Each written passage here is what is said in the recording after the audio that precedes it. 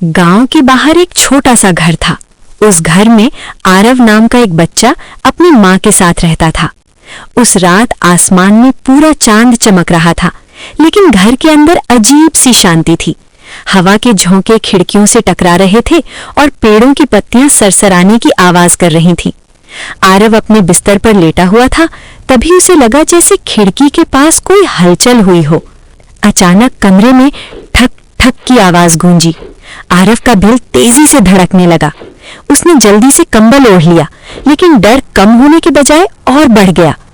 थोड़ी देर बाद दरवाजा अपने आप हल्के हल्के हिलने लगा।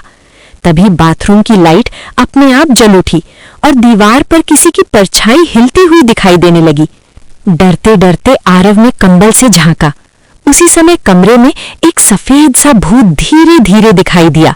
वो डरावना नहीं था, बल्कि बहुत उदास लग रहा था। उसकी आंखों में आंसू थे और चेहरा थका हुआ सा था। आरव कांपती आवाज में बोला, तुम कौन हो? भूत ने शांत आवाज में कहा, डरो मत, मैं तुम्हें नुकसान पहुंचाने नहीं आया हूं। मैं इस घर का पुराना मालिक हूं।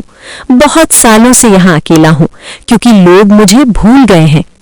ये सुनकर आरव को थोड़ी हिम्मत मिली। उसने देखा कि ये भूत सच में दुखी है, बुरा नहीं। आरव धीरे धीरे उसके पास बैठ गया। उसने कहा, अगर आप अकेले हैं तो मुझसे बात कर सकते हो। ये सुनते ही भूत के चेहरे पर हल्की सी मुस्कान आ गई।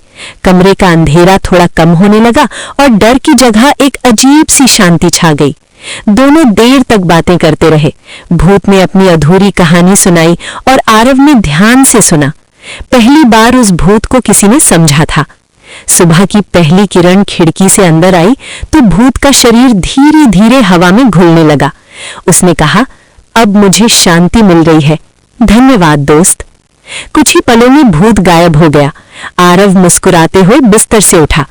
अब उसे रात और अंधेरे से डर नहीं लगता था, क्योंकि उसने सीख लिया था कि हर डर के पीछे कोई ना कोई कहानी और भावना छुपी होती है।